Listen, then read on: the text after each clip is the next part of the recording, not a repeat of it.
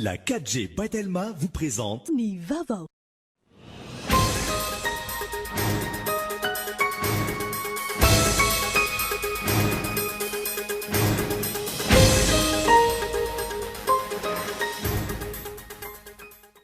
Tsy misy tranga vaovao vao marina fa mitondra ny valinaretina coronavirus eto amintsika raha toa ka miampy fito ireo sitrana soamatsara araka ny antotan'iza izay navoaka ny CCO Ivato tamin'ity androany ity.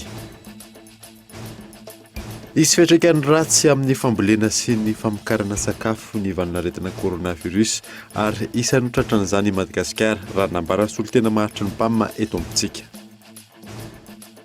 Amperinasa ny orinasa TRG International Pipeline Company avy any Afrika Atsimo miara-miasa amin'ny Jirawa amin'ny fanoloana ireo fantsona tranainy mitondra rano nanomboana izany teny lany vato Anosipatrana. Tafakatra 270 ny olona matin'ny tazomoka tato anatin'ny efabolana voalohany taona 2024 manakaiky ny 3 hetsy ireo marary. Maro ny antony mampirongatra ny tazomoka raha ny fanazavan'ny manam-pahaizana. Eo maresaka irasam-pirenena taorian'ny fankatoavan'ny gouvernemanta namoaka fomba vaovao ahafantarany ireo voan'ny coronavirus ny ao Espaina amin'ny alalan'ny finday. Ny any toerana izay mahatratra 3,4 alina mahery ireo namony ainy vokatry ny coronavirus. Ny adeten'ireo vetrany.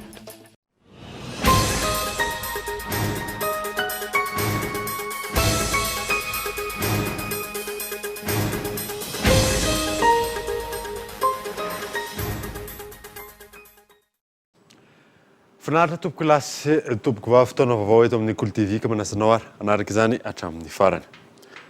Nanomboantsika ny vaovao tsy misy tranga vaovao vao marina fa mitondra ny valinaretina coronavirus eto Madagasikara raha toa ka miampy fito ireo sitrana soamatsara raha ny antotanisa izay navoaka ny CCO Ivato tamin'ity androany ity. Henri Flore. Tsy nisy ny tranga vaovao voatily zany ka nahitana tsimikaretina coronavirus hatramin'izao ora itenenana izao mbola mitomo ny fitiliana izany hoe mijanona ho 720 nisan'ireo fitambaran'ireo tranga rehetra zany izay notiliana ka nahitana ny tsimikaretina coronavirus teto Madagasikara nanomboka tamin'ny 7 ny volana Martsa hatramin'ny androany 20 ny volana Aprily 2024. Ny sitrana kosa dia nisy anankifito. Zany hoe niakatra 220 zany ny fitambaran'ireo olona rehetra izay efa notiliana ka nahitana tsimikaretina coronavirus ary sitrana soamatsara arak'ireo nafeno zany ireo fepetra rehetra iantsona azy hoe sitrana. Mbola misy zany 770 ireo olona izay mbola manaraka fanaraha-maso fitsaboana miparitaka zany manerana ny nosy any amin'ireo toerana zany izay mandray an-tanana ny aretina Covid-19 zany eto à Madagasikara. Ny forme grave na le hoe tranga ahina mampatahotra manahy zany mampanahy ny soritra aretina amin'ity androany ity tsy misy zany ary tsy misy ny maty. Tsy nisy ny tranga vaovao ny talata ary mijanona ho 20 amby zato no isan'ireo olona mitondra ny tsimikaretina. Tokony hitarina trany ny rehetra raha ny fanazavana na ireo efa sitrana azy fa mety mbola hiverina n'ity aretina ity raha toa ka misy ny tsy fitandremana. Hitombona mihitsy hoe raha ohatra ianao ka teste zany hoe negatif amin'ny voalohany dia raha ivolana teoriana ianao lasa positif indray tena mitombona izany rehefa mifanena amin'ilay tsimikaretina zany ianao na amin'ny fomba ahoana moa ny lazahoana azy ary io no manahirana amin'ny olona indray tsy tadiditra satria olona tsy soritra aretina no mifanena aminao izay ilay tsara hitandremana amin'ilay hoe atao foana petao foana ny arivava aza hoe andeha hiantso amin'ny finday dia ampidiniko kely vetivety fotsiny mety amin'iny fotoana iny mety misy olona mandalo mievina eo akaikinao na miresaka mpitodrora sy ny sisa dia zay zany mahasaripady azy. Zay koa le sasao matetika amin'ny savony ny tanana. Ny andehanan'io tanana io tena tsy fantatritsika mihitsy mandehandeha ny tanantsika dia sasao matetika amin'ny savony na gel hydroalcoolique zany ny tanana dia izay le hoe aza mifandray tanana aza mifamihana satria amin'ireny fotoan'ireny mety zany atongavan'ilay tsimikaretina izay tsy hita maso ny tsimikaretina ary le olona eo anatrehantsika zany dia tena possible mihitsy hoe tsy misy soritra aretina na ny kely ary. Zay ngamba ny fanazavana momba an'iny haingo hoe raha ka importé ve raha hoe olona miverina avy any ivelany ka tsy nahitana le tsy mikaretina atao dia mivadika ka contact ohatry ny olona rehetra rehefa miverina eny amin'ny fiarahamonina ianao dia efa ohatry ny olona rehetra indray dia afaka sanatria zany azo indray le tsy mikaretina araka ny fomba fifindrany efa fantatritsika. Ny fiara-mientan'ny rehetra araka izany amin'ny fanajana ny toromarika no andresena ity valanaretina ity. Izy fiantraikan'ny ratsy amin'ny fambolena sy ny famokarana sakafo ny valanaretina coronavirus ary isan'ny tratran'izany i Madagasikara raha namarana solotena mahatry ny mpamina eto amintsika Tinaratsy Mandresy. Miara-misalaha amin'ny fitondram-panjakana amin'ny fanafainganana ny fahazahoan'ireo tokantrano sokajiana ho marefo, ny fanampiana tosika fameno, ny sampandrarahany firenena mikambana misahana ny ara-tsakafo na ny PAM. Tokantrano 240 no isitraka izany fanampiana izany ho an'ny androany. Anafainganana ny fahazahoan'izy ireo izany, afaka raisina eny amin'ny banky ny tosika fameno ary anokafana compte memapony ireo izay mbola tsy manana. Fa ny PAM mandray dia ONG miaraka amin'ny Nations Unies izay nanome tanana ihany koa mba hampalaky ny fitsinjarana ny vola 100,000 ariary izay zareny. Dia raha tsika malala moa fa ny olona marefo ara-toekarena zany na ny telefona raha mety tsy ananana. Misy manana fa misy tena tsy manana. Dia ireny olona ireny zany no tena tsinjovina sy namorona compte. Nampitomboana ihany koa isan'ireo tokantrano afaka isitraka ny tosika fameno araka ny toromarika izay nomeny ny filohan'ny Repoblika.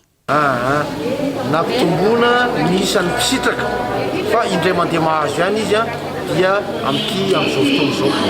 Tamin'ny sabotsy ny filohan'ny Repoblika dia nanome toromarika anay fa hoe atao indroa ilay izy zany hoe hatrany amin'ny fianakaviana hatrany amin'ny 300,000 fianakaviana noany no sitraka amin'izy ity. Ho an'ity renim-pianakaviana ity, tsy nisy ny fidiram-bola nandritry ny fihibohana. Anala fahasahiranana azy tokoa ny fanafainganana ny fisitrahana izao fanampiana izao.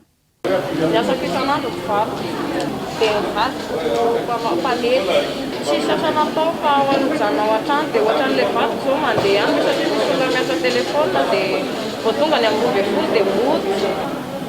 Raha ohatrany anao zao satria ny fatrano sao mbola tsy voaloha dia tsy maintsy fatrano aloha zany ny aloha. Araka ny fanambarany sampandrarany firenena mikambana misahana ny ara-tsakafo na ny PAM, itombo avy roeny nisan'ireo olona tratran'ny mosary maneran-tany vokatry ny valanaretina coronavirus ary isan'ireo firenena hiaran'izany isika eto Madagasikara. Ahita-pihenana be ny famokarana sakafo eto Madagasikara.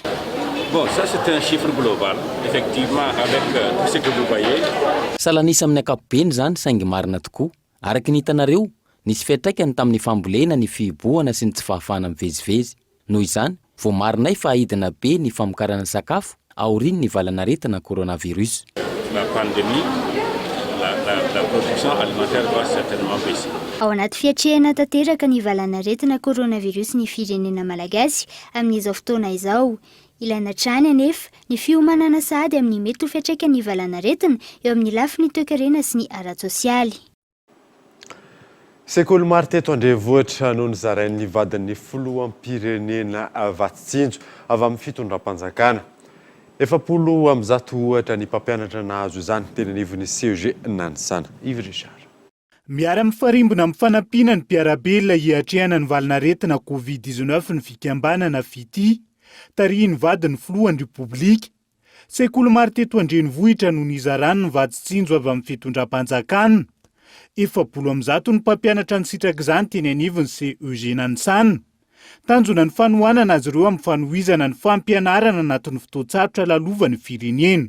Anatin'izay Vatsitsinjo izay dia misy ny fonosana Covid organique ho an'ny fianakavianareo tsirairay avy. Ao koa ny vary 5 kilao, ny voamaina 2 kilao, ny menaka, ronono, siramamy, sira, ny moringa ary ny masaka na ny arivava avy amin'ny association Fity. Dia tsy adino ihany koa ny gel hydroalcoolique ho anareo tsirairay avy sy ny savony. Izany dia atolotra pitiavana ho anareo rehetra ary mampirisika anareo hatrany amin'ny asa mankadira izay antsofoanareo. Isa misedra olana anatin'ny fiatrehana ny valanaretina ny mpampianatra. Na izany eo amin'ny lafiny ara-potoana no entimanana hiatrehana ny valinaretina COVID-19, hitondra fahavitrihana ho an'ny mpampianatra amin'ny fanohizana ny fampianarana araka izany ny fanampiana toy izao, hoy ny taletsekoly izay nisolo teny ireo mpampianatra 700. Na tsy ny firamina ihany aza satria na ny vidin-javatra miakatra rehefa tsy manenjika tsena mora. Nefa ilay tsena mora tsy any amin'ny fokotany filaharam-be. Dia ilay mpampianatra mijery manao ahoana ny jery foana hatrany ny hoe ahoana ny anaovana an'ilay mpianatra ilay konfine ihany zany ilay mpampianatra tsy hoe mijanona any fa mieritreritra foana hoe inona natao vao tonga teto izy dia efa nafantatra hoe atao ahoana ilay mpianatra indrindra hoe classe d'examen satria samy mifandrimbona mpampianatra eto aminay mampianatra classe d'examen tahoana. Isan'ny sehatra iasan'ny fikambanana fitiany fampianarana. Tsy azo adonona anatin'ny fotoan-tsarotra toy izao ny fianakaviam-be ny fampianarana hoy ny vadiny filoha noho izy ireo antoky ny hoavin'ny zaza malagasy. Ankoatra ny nanisahana nandalova ny vadiny filoha ihany koa ny lycée teknika Ampasapito, ny EPP Charlotte raha no isoratsy irahonana ny Korondrano sy ny lycée Analamahitsy. Tsy mbola avotsitra hatramin'ity androany ity ilay teratany vahiny Anil Karim izay lasibatry ny fakanakeriny omaly tetsy Ambohibe Ilafy. Efa ao anatin'ny famitorana ny mpitandro ny filaminana amin'izao fotoana izao. Isy valsofo omenan'ireo izay manome loharanom-baovao marina raha ny nambaran'ny collectif français d'origine indienne de Madagascar. Henri Florio. Hatramin'ny ny androan'ity taona 2024 ity, tsy mbola nisy ny tranga fakanakeriny raha tsy ny iray niseho omaly fa 17 ny volana aprily tetsy Ambohibe Ilafy. Nisy naka ankeriny i Anil Karim ka rana mizahaka ny zopirenena frantsay, mpamongado fanafody sy fitaovana ara-pitsabony. Nandeha fiara teny Ambohibe Ilafy ity karana ity omaly tokony tamin'ny 10 latsaka fahefany no nisy nanakana tamin'ny vatony lalana ary vao nijanona izy, olona mitondra moto sy nanambana basy no naka azy ka nitondra azy tamin'ny lalana ny fiarany ihany. Taorian'izay, najanon'ireo mpakankeriny tamin'ny lalana Ambatobe Panoramika miazo ny Ambomanga kely ny fiara Ford n'ity teratany karana ity, ka fiara hafa indray no nitondran'izy ireo azy. Nanao fampafantarina sy fanerana momba izany tamin'ny tambazotra serasera ny CFOIM na ny collectif français d'origine indienne de Madagascar ary nambaran'izy ireo fa ahazo valosoa-goavana izay manambavao momba azy sy ireo jolana akankeriny raha nitatitra navoaka nyity fikambanana CFOIM tao anatin'ity tambazotra serasera. Mandeha ny fikarona amin'izao fotoana izao. Raha tsy ahivana, tamin'ny faha 1 ny volana febroary lasa teo no napetraka tamin'ny fomba ofisialy tetsy amin'ny Tobra Tsimandrava ny sampanasa manokana misana ny fakanakeriny na ny brigade anti-kidnapping. Araka ny loharanom-baovao, tara ny fampandrenesana ny mpitandro filaminana no ny fahatahorana nisy tamin'ireo fianakaviany. Efa ao anatin'ny famotorana tanteraka ankilan'ny eo anivon'ny zandarmeria amin'izao fotoana izao raha ny fanazavana azo. Melohan'ny CNIDH ny famonoana polisy nitranga ny 20 aprily teo tany Ambanja. Miantso ny mpitondra fanjakana ny filohan'ny CNIDH andrainy andraikiny makasika izany. Michel Arnardo. Manoloana ny trangana famoizana ina polisy iray tany Ambanja ny 20 aprily teo, naneho ny heviny androany avy eo anivon'ny CNIDH na ny Commission nationale indépendante des droits de l'homme. Tsy azo tsintsony avy na hoy izy ny tranga famonoana olona tahaka izao. Ilay hazava zany le teny hoe fitsaram-bahoaka. Sanatria tsy zany hoe fitsaram-bahoaka zany. Tsy misy zany fitsaram-bahoaka zany. Fa ny fitsarana dia araka ny fanambarana iraisam-pirenena momba ny zon'olombelona dia hoe ny olombelona tsirairay dia manana zo ho tsaraina araka ny lalàna velona amin'ny firenena tsirairay avy. Ka izay fitsarana izay zany tsy misy afaka hoe mandray azy an-tanana na iza na iza. Indrindra moa raha hoe misy von'olona zany hoe namon'olona dia meloka foana na iza manao an'izany na iza. Mbola tsy tafapetraka tanteraka ny fampanajana ny zon'olombelona eto Madagasikara ho iatran'ny CNIDH. Isan'ny tepoka mifamatotra amin'izany ny kolikoly izay mila hamafisina ny ady atao aminy. Vola koa zany ny kolikoly tsy misaraka amin'ny ady amin'ny kolikoly zany ny ady atao fanajana ny zon'olombelona.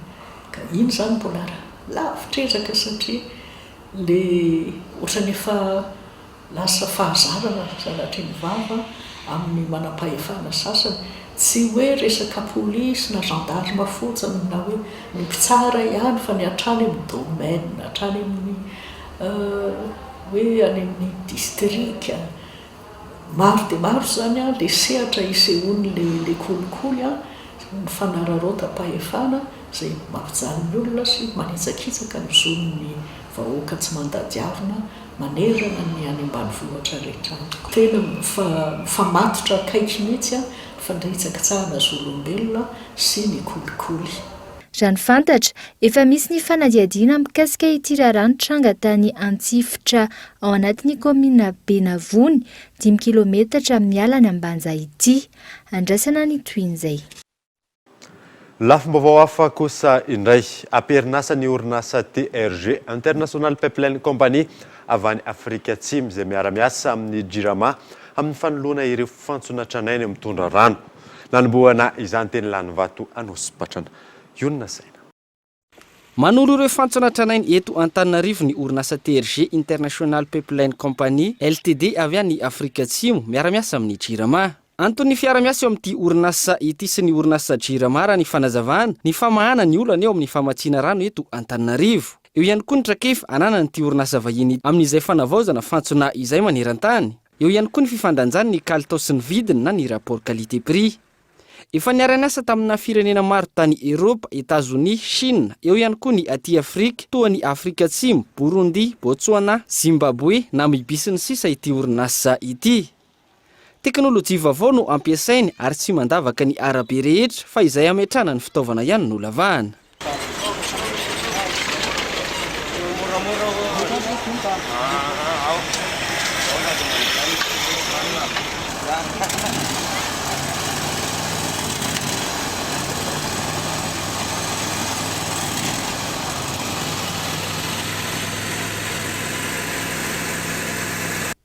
Vita plastika amin'ny kalitao ambony antsoina hoe polyéthylène haute densité ny fantsona anoloana ireo fantsona fibre an'ny JIRAMA teo aloha.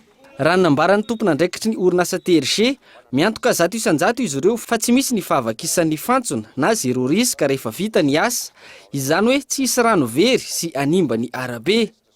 Fitaovana manaraka ny teknôlôjia vaovao avokoa no ampiasaina manomboka amin'ny fanohizana ireo fantsona.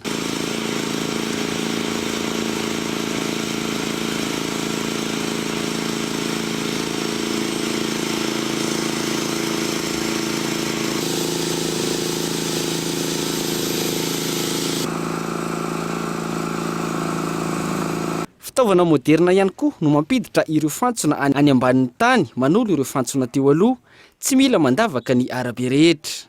Avy telo eny raha oharina amin'ny fomba fiasan'ny JIRAMA ny afanganam-pandeha amin'ny famitana ny asa raha ny fanazavana hatrany ary zaka ny firenena andalam-pandrosoana ny saran'ny asa atao n'ity orinasa ity na eo aza ny fampiasana ny teknôlôjia moderna. Teto Ilanivato Anosipatrana no nanomboana ny asa. Raha ny fanadihadiana natao 10 kilometatra no alavan'ny fantsona osoloana amin'izao dingana voalohany izao, izay tokony vita ao anatin'ny 2 hatramin'ny 3 volana, miankina amin'ny toerana anaovana azy. Ny eto Antananarivo izay samihafa, misy ny arabe vita amin'ny tara, pavé sy ny sisa.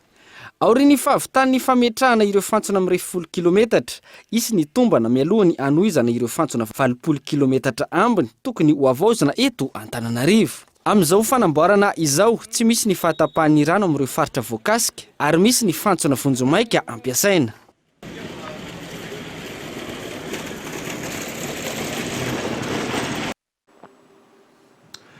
Maimaimpona ny fanatanterana ny visite technique ho an'ireo taxibe ao anatin'ny zone urbaine sy suburbaine mandritra izao fotoana ny famihana ara-pahasalamana izao araka ny fanambarana izay navoaka ny DGSR. Entina namaivana ny mpitatitra no antony fanapa-kevitra. Yonina Saina.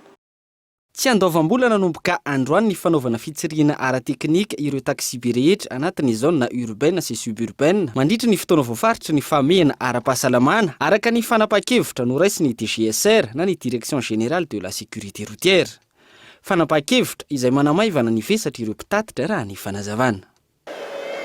Atao graty ny visite technique manamaivana hoe graty aloko mba satria ohatrina le visite dia lasa karakaraky le chevaux zany le droit de arakaraky le chevaux le droit 180 000 mba tombony aloha zay satria mba misy an'le afatapaka kely toa zany sy miasa nga moa misy nina fa manginginako zao hitanao zao raha tsisy olona ny tomobile mety ka mety za manamaivana an'le asa zany satria le asa le asa raha te enjana be de mety mihitsy zany manamaivana ny raha hoe aloha hoe atao ohatry zao zava-misy ao dia manamaivana le voly le etomanana zany zy teknika zao ty eo amin'ny 7 ray alina ao akoatran'ny hoe le mandeha 10 andro no faharetan'ny fitsirihana ara-teknika na ny validité ary azo avaozana izany araka ny fivoarany famehana ara-pahasalamana raisin'ny fitondram-panjakana. Mampiseho lisansa sy attestation d'assurance kosa ankilan'izay ireo izay anao ny visite teknika. Tontolon'ny fahasalamana tafiakatra 27 ny olona matin'ny tazomoka tato anatin'ny efa-bolana voalohany taona 2024 manandiky ny 3 hetsiny marary. Maro no antony mampirongatra ny tazomoka raha ny fanazavan'ny manam-pahaizana Yves Richard. Raha ny valanaretina Covid-19 no ifantohany ady amin'izao fotoan'izao.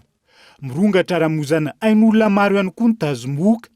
Tafiakatra 27 ny olona maty tao anatiny efa-bolana voalohany taona 2024 ary distrika 9 manerana ny nosy ny voakasika. Maro no antony mampirongatra ny tazomoka raha ny fanazavana. Lohararana amin'izany tsy fampiny ny fanafody eny anivon'ny toeram-pitsaboana, indrindra ny toerana lavitra sy sarodalana. Tsy mbola tena mahasana ny tena filana le tena betsaka ny fanafody tena ilayntsika ny fanafody tonga indrindra amin'ny toerana be tazomoka. Ny tazomoka dia ateraky ny katsetsitra. Io katsetsitra io ny fanafody zay ataontsika hoe ny antipaludika no entina miady aminy. Ka androany zany anisany fomba fijery vaovao tiana hoentina hiadina amin'izao valanaretina zao dia hoe ahoana ny ahafahana mitondra fanafody hitsaboana ireo marary sy ny vahoaka amin'ireo toerana tena voadonan'ny valanaretin'ny tazomoka. Ankoatra ny famoizana ain'olona maro ny fiantraika ny tazomoka amin'ny fahasalamana amin'ny ankapobeny. Isan'ny tena mitondra takaitra ny olona marefo tondreny sy ny zaza, ny rem-bevoka, ny mampinono sy ny maro hafa. Tsy tokony atao ambany zavatra amin'ny ady ho fanatsarana ny fahasalamana ho an'ny rehetra araka izany sy ny ady amin'ny tazomoka. Ny vehivavy bevoka dia anisan'ny hoe marefo. Rehefa tena hoe voadonana ny tazomoka, mety ho afa-jaza. Sanatria vavatra mety hoe ho maty ny reny sy ny zaza. No ny tazomoka mety ho tratrany tsy fahampindra. Zaza ohatra hoe mety hoe ny fanaviana entin'le tazomoka dia ampy mety hoe atonga sy tsy ho ampy rano. Sanatria mety miteraka fahafatesana. Ny tazomoka dia mety hoe mahavodona ny taova sasany ao anaty. Dia mety miteraka fahafatesana. Ka io zany dia anentanana antsika vahoaka ihany koa io. Aza atao atsirambina tazomoka araka ny lazaiko teo. Azo tsaboana, azo sorohina fa mahafaty. Efa nahitana fienana ny matin'ny tazomoka ho an'ny Madagasikara tao anatin'ny 5 taona farany. Raha nanodidina ny 700 zany ny taona 512 500 ny taona 912 ary 300 ny taona 712. Ankoatra ny fampitaovana ny toeram-pitsaboana, efa andalana ny fijerena ny vahaolana maharitra na mafisana ny ady amin'ny tazomoka eto amintsika. Ankoatra ny ady amin'ny valanaretina Covid-19, efa nisan'ny feonam-pisehatra amin'ny fahasalamana tamin'ny Prime Ministra lehibe ny governemanta, handrindrana ny paikady hiadiana amin'ny tazomoka araka ny loharanom-baovao azo. Mahakasika ny tazomoka izay hatrany dia olona mahery ny iray alina no mbola voan'ny tazomoka ao amin'ny faritry Melaka ary isan'izany ao amin'ny distrikany Maintirano. Atao laharam-pahamehana ny ady amin'ny tazomoka hoy ny talepatry ny fahasalamam-bahoaka any an-toerana. Gaëtan Andriatsilava. Manomboka amiko ny fandraisana andraikitra hiadiana amin'ny tazomoka, io ny lohahevitra nankalazaina ny ady amin'ny tazomoka tamin'ity taona 2024 ity. Isan'ny nankalaza izany ny tao amin'ny faritra Melaka ka tany amin'ny commune Ambanivohitra Betangantagnana, distrikany Maintirano no nanaovana izany fankalazana izany. Maro ny ezaka efa natao ary mbola tohizana raha ny fanazavany ny talepatry ny fahasalamam-bahoaka ao Melaka.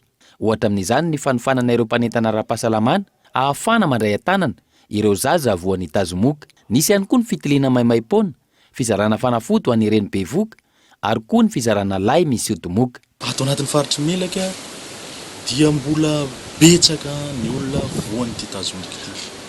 Raha tamin'ity 3 volana voalohany amin'ny taona ty dia efa olona maherin'ny ray alina zao no vony zany aretina tazomoka zany, ary ny tazomoka no antony voalohany amonjeny olona tobim-pahasalamana. Noho izay dia mbola lahara-pahamena ho an'ny fari-piadidim-pahasalamana boakaty melaka ny ady amin'ny tazomoka, ary ady atao isan'andro zany. Fa ho an'ny androany dia marina manokana zany ady amin'ny tazomoka zany, ary tsy androany ihany no anaovana izany fa mitohy mandavanandro. Dia eto amin'ny faritra zany dia ao Betanatana no anaovantsika ny etsika lehibe voalohany amin'izany ady amin'ny tazomoka zany amin'ny taona ity, dia ny fanentanana ny olona hampiasa ny lay fa rehefa matory na trano na tanàna na ny antsaha zany, ary koa fizarana lay misy odimoka. Fahatelo dia ny fanaovana fitiliana karaha sanatria amin'ireo misy olona voatindreo misy voany tazomoka dia omena fanafody maimaimpoana, ary omena koa ny lay misy odimoka maimaimpoana. Nentanina ireo vahoaka nahazo ny lay misy odimoka ampiasa amin'ny tokony ho izy izany lay izany, tsy ampiasa izany amin'ny zavatra hafa. Zava-misy ary hita amin'ny faritra maro ny fampiasana ny lay misy odimoka iarovana fambolena na fiompiana na ampiasaina amin'ny fakana trondro sy ny maro hafa. Tonga eto amin'ny fotoana ny dokavarotra isika orinan'izay ny atatsika mahakasika n'ireo mpiasan-tselika eo anivon'ny orinasa JB Ambotsitsiry. Eo ihany koa mahakasika n'ireo olom-pirenena mbola tratra tsy nanao arovava tamin'ity androany ity. Rehefa avy eo.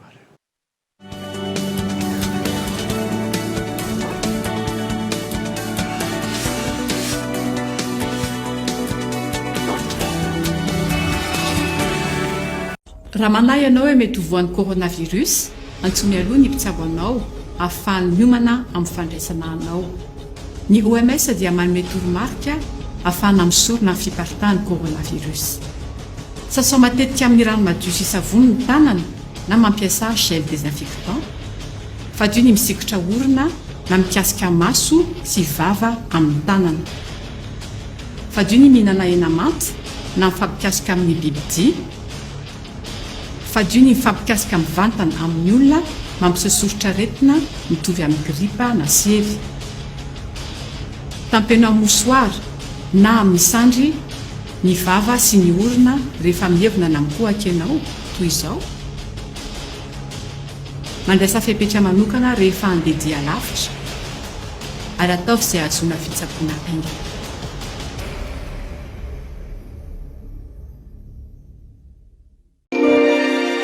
Votre bébé commence à marcher. Vous avez choisi les chaussures les plus confortables. Vous avez prêté attention aux petits détails. Eh bien, avez-vous choisi la bonne couche pour que votre bébé puisse faire ses premiers pas correctement? Grâce à ses caractéristiques extra flexibles sur 3 dimensions, Molfix conserve sa forme, absorbe le liquide et offre une totale liberté de mouvement au bébé. Nos recherches ont prouvé que les bébés font correctement leurs premiers pas avec Molfix, que nous recommandons à toutes les mamans. Fais correctement tes premiers pas avec Molfix, petit explorateur. Nous sommes avec toi.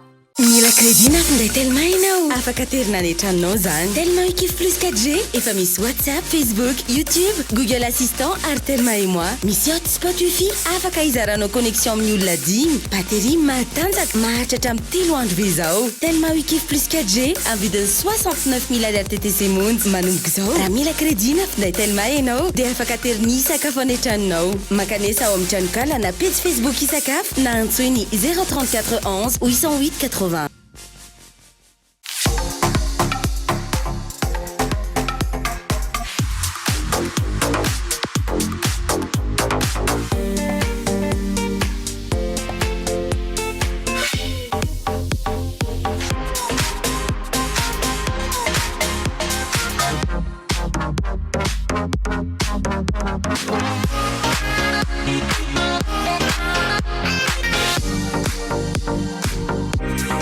We love chocolate. La terre riche. L'herbe fraîche.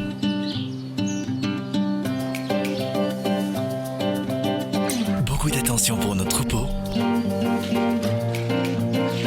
Et le savoir-faire malagasy.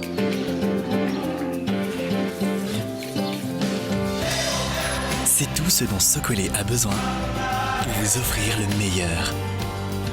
Toujours fait avec le vrai et bon les frais d'un tirabé. Socolé, le goût du vrai. Geox, Puma, San Marina, Unisa, Tamaris, Guess, Minelli, JB Martin, Adidas, Fossen, Asics, New Balance et Ralph Lauren.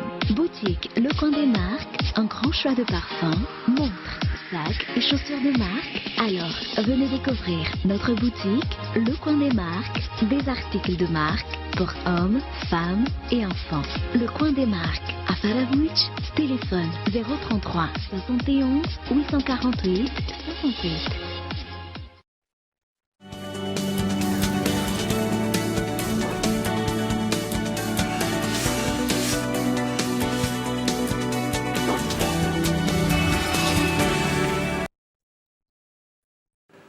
Verina eto amin'ny fampalalam-baovao isika.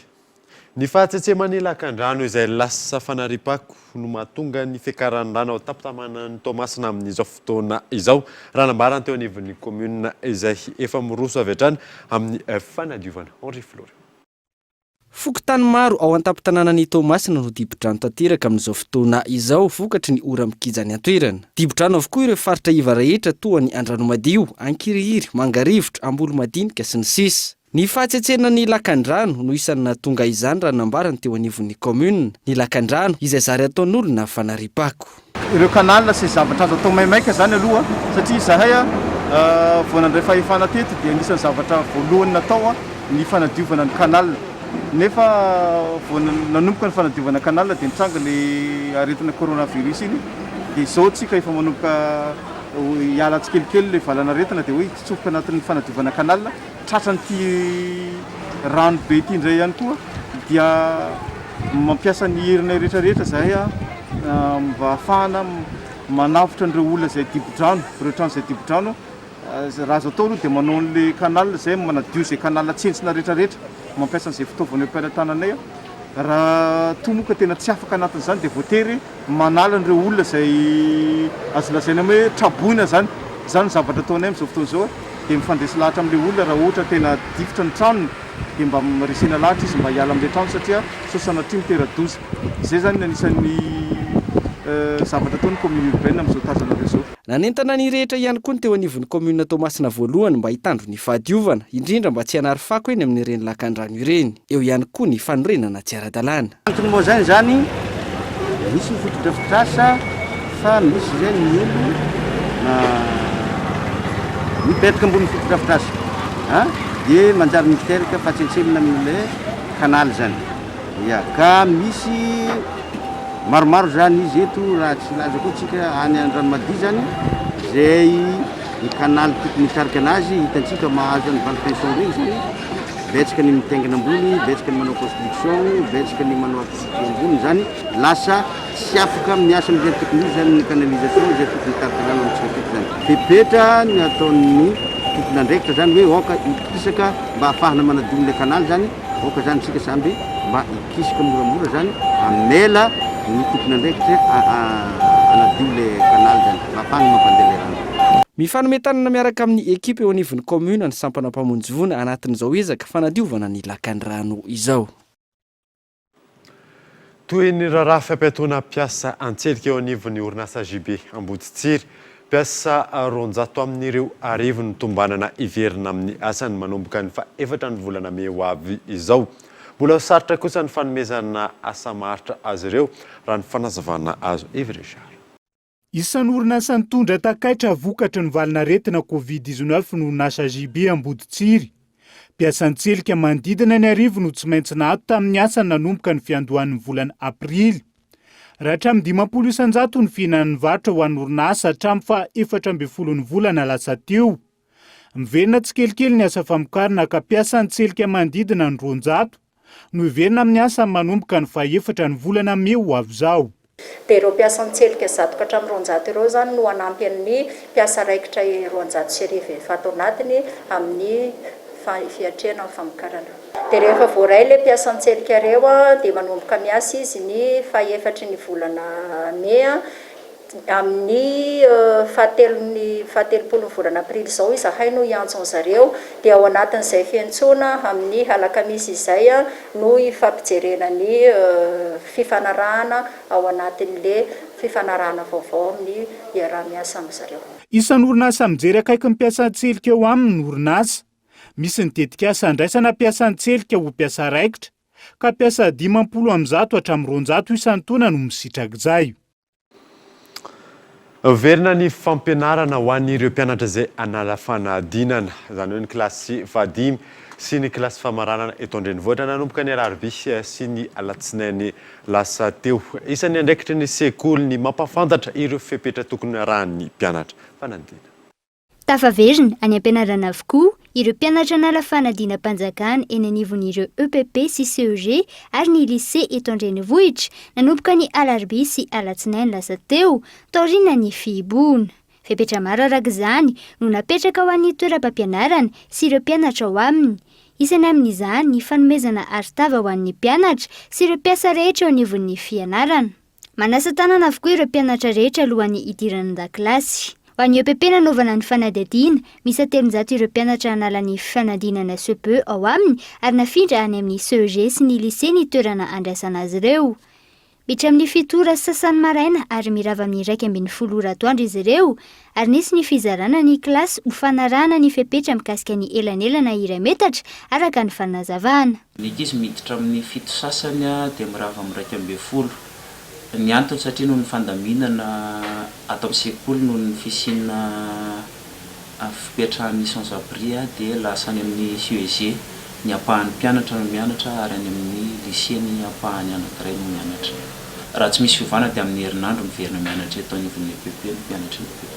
Adiny 3 sasany izany zao anay manokana izay no tena mianatra satria le amin'ny 7 sasany ampidirana anazy maloha tonga ny amin'ny 9 lany eo amin'le fanasana tanana amin'ny 9 ka hatramin'ny 1:12 izany tena mianatra adiny 3 izany no tena izy no tena hoe mianatra tena mianatra. Ny kilasy anankiray zaraina roa mba metrahana le fenitra hoe raisaky ny W anatsana an'le iray metatra dia vokatra zavatra dia lasa ny zara kilasy 12 raha tokony kilasy 9 ny kilasy de 7e. Kasika ny fampianarana, misy ny famerenana ny lesona efa vita hatramin'izay amin'ny alalan'ny fanaovana ny test diagnostic ahafahana manohy ny fampianarana indray raha nambara ny tompon'andraikitra. Aloha ny ankizy hoe nisy fahaverezana kely tao anatin'izay iray volana mahery tsy nianarana izay. Izany hoe eo ampamerenana izay atao hoe manao remise à niveau kely izany izay nanao test diagnostic izay maly dia fahitanay izay dia manomboka manao révision na mise à niveau kely aloha remise à niveau kely aloha izany izay manity sur manity hitanay eo ny toy any amin'ny herinandro raha ohatra ka mbola hito izay remise à niveau izay. Novanay zany ny déroulement an'ity herinandro hoe révision ity dia ny copier sujet zany izay sujet type ahafahanay hoe manao révision dia mitovy ny chance omena ny ankizy tsirairay avy zany dia zavatra mitovy daholo zany no ataonay mandritra n'ity herinandro ity. Tsy misy kosa ny fizarana Covid organics ho an'ireo mpianatra eny anivon'ny EPP nanaovana ny faniadiadiana ho ny tale an-tsekoly. Andraikitra izy ireo kosa nefa ny manentana sy mampahafantatra ny mpianatra ny mahakasika izany. Ny EPP ny ray aman-dreny ihany no manome anazy zany hoe ny ray aman-dreny ihany zany makalisy eny anivon'ny fokontany. Ny anjara asan'ny aty amin'ny sekoly zany dia mampirisika sy manentana ary mampatsiahy ny mpianatra mba hiteny izay any an-trano dia haka tsirairay any anivon'ny fokontany misy anazy. Izany hoe ny ray aman-dreny ihany no manome an'izay Covid organics izay ho an'ny mpianatry ny EPP. Etsy ankilany, mitovy avokoa ny fepetra ho an'ny mpianatra eny amin'ny EPP sy ny CEG eto an-drenivohitra. Ho an'ny CEG nanaovana ny fanadihadiana mitotaly 320 ireo mpianatra nalana ny fanadinana BEPC ao aminy. Amin'ny 7 maraina izy ireo no miditra mianatra ary mirava amin'ny 1:12 atoandro. Tsy misy ny récréation ho azy ireo mandritra izany ary mitohy foana ny fampianarana. Nozaraina 2 ihany koa ny kilasy ary noferana ho 520 ny mpianatra hita ao anatin'ny efitrano mpampianarana raha ny fanazavahana nomeny tale an-tsekoly. Misy ny fizarana ny Covid organics ho an'ny mpianatra eny anivon'ny CEG ary ampahafantarina azy ireo ihany koa ny antony hanomezana azy ireo izany. Misy kosa ny taratasy ataon'ny ray aman-dren'ireo mpianatra tsy afaka misotro ny Covid organics sy ny ao anivon'ny fianarana mikasika ny fahasalaman'ny zanak'izy ireo. Arak'izany, manentana hatrany ny mpianatra nala fanadinana anajan'ny fepetra ireo mpanabe eny anivon'ireo toeram-piampianarana eto an-drenivohitra ho fisorohana ny valanaretina koronavirus. Eo ihany koa ny fanabeazana ny fahadiovana sy mahaolona ho an'ny mpianatra malagasy. Rajaivina nandritra ny iray volana no niato ny fampianarana teny amin'ireo sekoly teto an-drenivohitra vokatry ny COVID-19. Nisy tamin'ireo olom-pirenena no mbola tsy nanao arovava tamin'ity androany ity ka niaran'ny sazy. Nitombo ireo olona nanao takom-bava teny an-dalana teny raha oharina tamin'ny omaly onona saina.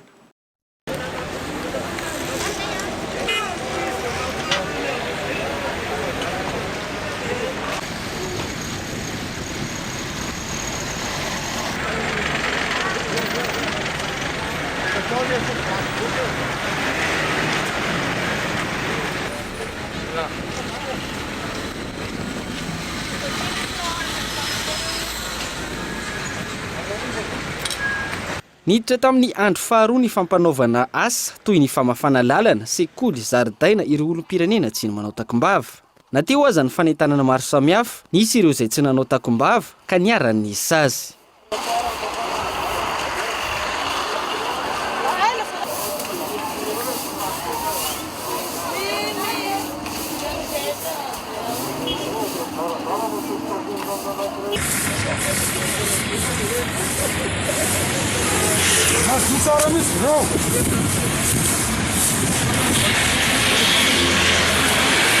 Raha ny salanisa voaray teo anivon'ny polisy-pirenena, mahery ny 300 ireo olona niaran'ny sazy teto Antananarivo vokatry ny tsy fanaovana izay takom-bava izay androany.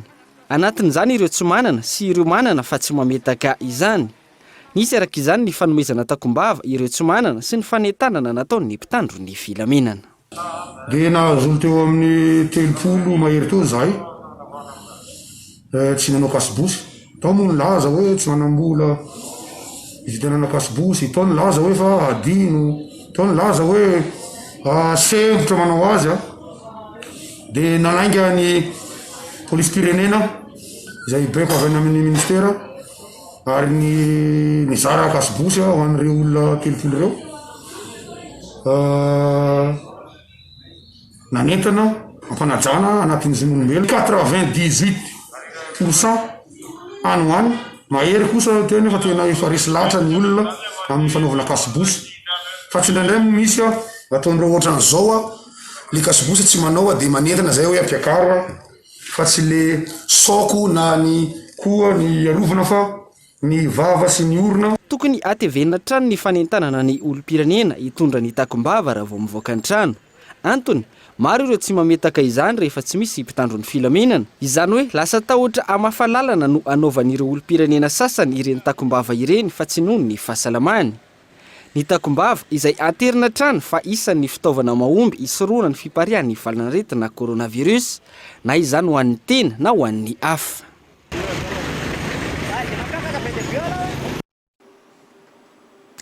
Raha niatra nanomboka omaly ny sazy ho an'ireo izay tsy mitondra kasibosy teto Antananarivo renivohitra, mbola maro no tsy manana izany any amin'ny faritra. Nisy arak'izany ny fizarana arovava ho an'ireo mpandeha amin'ny lalam-pirenena fahiny. Gaëtan Andriatsila.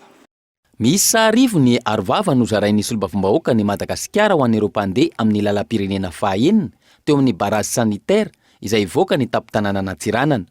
Nandritra izany, nitsidika sy nitondra ny anjara biriky ho an'ireo mpiasan'ny fahasalamana izay miasa eo amin'ny barazy ihany koa ny solombavambahoaka ary ny aino ny etaetan'izy ireo. Ady ombonana no atao ka samy tompona ndraikitra ny rehetra. Tsika mahay ny raha misy maneran-tany agnatin'izay Madagasikara itadigloma zegny misy atsika. Voalohany aloha sorina ny fitondram-panjakana fa indrindra nareo mpiasan'ny fahasalamana izay magnano aignitsy ho zavatra satria efa misy indroindroe zany andalo teto zay tegna hitako fa tegna miasa ankitsipo mihitsy nareo. Fa kanefa na zegny na tsy zegny ilaigny ihany zegny ny fiaraha-miasantsika jiaby. Fa zay moa zegny ny atongavany eto mba mandeha mizahazaha mikoragna amintsika akory ny zava-misy aty, akory ny fahatantsika izy. Satria maso olombavambahoaka zay dia mitandregny ny feon'ny vahoaka fa indrindrandrindra atsika zay miasa koa zegny agnatin'izay vahoaka zay tokony hitandrinesana sao dia misy raha zay tokony azo iarahana. Nisy hatrany ireo nijoro vavolombelona fa voalohany nahazo anjara tamin'ny fizarana arovava. Ny fanaovana arovava izay isan'ny fepetra mahomby amin'ny fiadiana tsy hiparitaha ny valanaretina coronavirus. Aravoravo zahay satria zay zegny mba nanazo kasibosy ty zegny rasain'ny présidentsika zegny misaotra nareo jiaby. Soragna fitondram-panjakana nagnaniany kasibosy.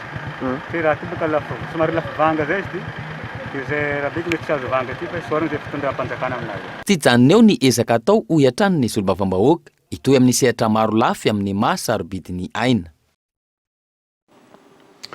Ho fanomezan-tanana amin'izao ady atao amin'ny Covid-19 izao nanolotra fanampina ho an'ny mponina ao atao madinika voany ny orinasa tsy miankina iray miorina eo anivon'ny Fokotany. Ireo fadiranovana-mbola tsy nandray fanampina hatrizay no niraisina anarana azo izany ho ny Sefo Fokotany. Gaeton Andriatsilavatra. Tokantrano miisa 770 nahazo fanampina tao aorian'ny fangatahana nataon'ny Sefo Fokotany tamin'ity orinasa eo anivon'ny Fokotany ity. Ireo izay mbola tsy nahazo fanampina hatrizay no nisitraka izany. Mbola tsy nahazo fanampina mihitsy zany ireo olo reo, fa misy rehefa nizarain'ny tany amin'ny commune sy ny tany mba raha tonga ambony dia jereny le lista zany dia misy mbola tsy nahazo le lista dia moa nanao fangatahana tato amin'ity société ity zay dia nitsongaina le izy dia noke zany izy hoe tena olona sahirana sy le mare fa misy olo moa fa matipaty hoe any misy sahirana tena vulnérable mihitsy. Sarotra ny nanangana ireo hisitraka ity fanampina ity ireo raha ny fanazavana. Antony, sahirana avokoa ny 700 mponina eny anivon'ny Fokotany amin'izao fotoana. Ka zay misy zao le isaky ny tetsaka amin'ny Fokotany zao problème fa tsy tsaka amintsika rery zany mbola zao satria ny isan'ny olona koa betsaka dia zavatra men'olona fanampina koa moa zany zay mena raha isika voly moa tsika tsy mandava isorana anazy be dabe zany dia mo mifandaminana kosa zany izy efa nazo aloha tsy mahatsony kosa aoriana kely satria efa triena daholo le izy zany dia mbola misy moa zany dia miankina fandaminana zay atao ihany. Noho izay fahasahiranana iainan'ny vahoaka izay no nametrahany ny mpitondra fanjakana miaraka amin'ny ireo mpamatsy vola sy mpiara-mombonantoka nitetika asa tosika fameno. Ny tosika fameno izay natokana ho an'ny tokantrano miisa 407 sy 7 alina sy 1 hetsy avy amin'ny Fokotany, miisa 777 ao anatin'ny distrika 8 eto Antananarivo, Toamasina sy Fianaratsoa. Samy hovatsiana 1 hetsy ariary isa-tokantrano izy ireo. Famatsiana izay alefa amin'ny finday ialana amin'ny fampikasoana amin'ny olona maro ary afaka alaina avy hatrany aorian'ny fahazoana azy. Tanjona ny aro ireo mponina eto andrenivohitra sy any ambanivohitra manoloana ny Covid-19. Miamafatrany ireo eloka fanimbana tontolo iainana ary tsy aradrara ny fitsarana ireo navandoza. Ireo no tranga tsikatry ny Alliance Voargasy nandritra ny vanim-potoana ny confinement. Tinara Tsimandresy. Manoloana ny trangana fanimbana ny tontolo iainana sy fandripahana ireo asarobidy sy ireo biby arovana eto Madagasikara, mampametra-panontaniana ny Alliance Voargasy ny tena fisiany ny fampiarana ny lalàna tsy misy kitrano an-trano sy fanavakavahana. Antony nanaovan'izy ireo fanambarana omaly fa 17 ny volana Aprily 2020. Voarakitra ao anatin'izany fanambarana izany ny fanimbana ny tontolo iainana sy ny tranga tsy ara-dalàna anatin'ny fatra voaro maro eto Madagasikara. No tanisan'izy ireo anatin'izany ny volorongony tsy manara-dalàna, ny fanapahana azy sy ny fitaterana azy tsy manara-dalàna any amin'ny fatra Idiana. Ny fisian'ireo olona tsy nahazo alalana nefa mipetraka ao anaty fatra arovana any amin'ny fatra avaratra Atsinana ny Maroantsetra. Eo ihany koa ny trangana Dortanety any Menabe Antomena izay nandripaka ala manodidina ny 30 hektara sy ny fitrandrahana azy sarobidy ao amin'ny valan-javaboary Kalambatritra. Notsipihan'ny Alliance Voargasy ihany koa ny mahakasika ilay greffier tratra ny varotra sokatra radiata izay voaheloka saingy tsy nahitra ponja fa fandaovana onitra no sazy nomena azy raha toa ka nidoboka amponja avokoa ireo hafa nanao eloka tahaka izany. Isan'ny nitondra takaitra vokatry ny valanaretina coronavirus ihany koa ny tontolo iainana raha ny tsikatry ny AVG. Tokony ampiahiay izany toe-javatra izany raha araka ny fanambaran'izy ireo hatrany. Miteraka fanimbana sy fitrandrahana tsy ara-drary ny tontolo iainana ny fiantraikan'ny valanaretina coronavirus amin'ny toe-karena ka mitarika ireo olona hiantehatra sy androba ireo ala sy valan-javaboary.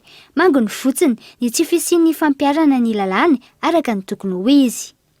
Tsy mitsahatra manara-maso ireo tranga mampiaya miteraka fanimbana ny tontolo iainana ny Alliance Voargasy. Eny, na dia amin'izao fotoan-tsarotra lalovan'ny firenena izao aza ary manasa ireo olom-pirenena asa hitoroka raha sendra mahita tranga tsy manara-dalàna. Ny hoavin'ny taranaka ny riny sy ny tombontsoa ambonin'ny firenena no tokony ho jerena.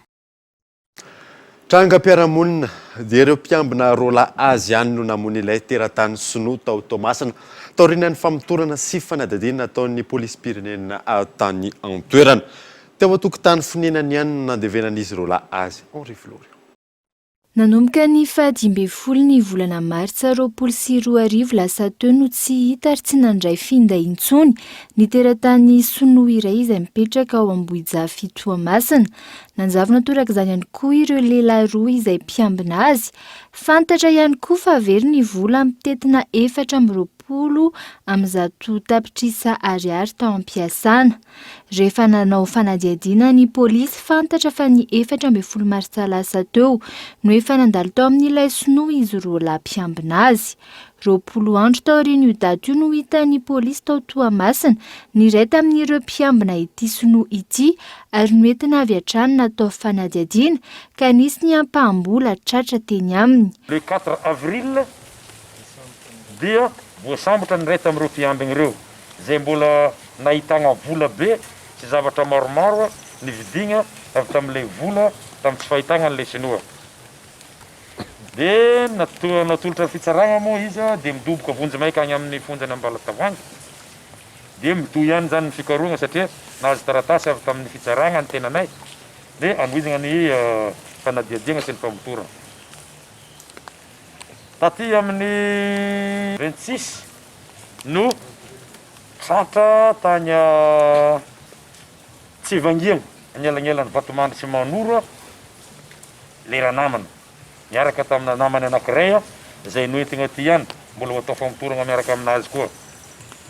Ny fanontaniana miverimberiny matetitetiky natao tamin'izareo no nahafantarana fa ato ihany nandevegnana an'ilay Sinoa. Izany hoe maty ilay Sinoa. Natao moa ny famongarana azy io izy hitantsika io.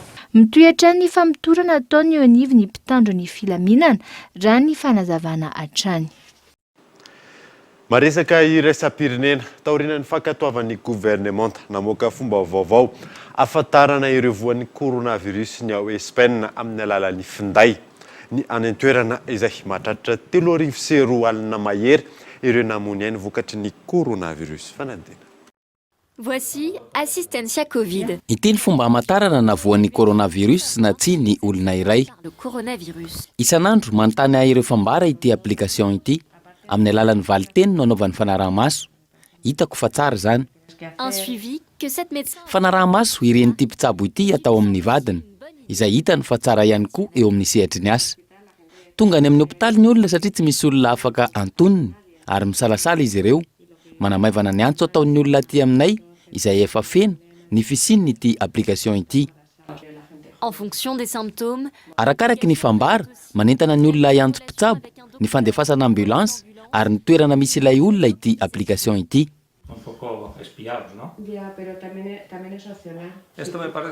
Raha amin'izao zava-misy izao afaka mampiasa azy isika efa misy fetra raha ny fahitako azy. Tiako fantatra hoe atray zaho no fantatra izay misy ahy. Nandritra ny 3 herinandro nandresy lahatra ny gouvernemanta ny mpamorona ity application ity ahafahany ponina mampiasa azy. Du pays après que le projet est né en région. Pourtant, kompania miisa 3 nanaovana ny fanarahana ahafahana manaraka finday mihoatra ny 700 tapitrisa. Izany hoe ny 700 ny finday ao amin'ny firenena. Soit 80% des téléphones portables du pays. Ahafahana mandray fanapahan-kevitra amin'ny fanesorana tsikelikely ny fihibohana ny hevitra azo ary ahafahana ihany koa mandray fanapahan-kevitra raha misy ny tranga. Nanapa-kevitra ny amela mivoaka indray mandeha isan'andro ireo latsaky ny 17 taona ny gouvernemanta. Ny fepetra amin'ny fihibohana ao Espagne izay isan'ny mafindrindra ao Europa. L'un des plus stricts d'Europe. Dia izay mamarina vaovao tamin'ity alina ity hankasitrana ianao nanaraka izany soavamandry dia veloma mifody.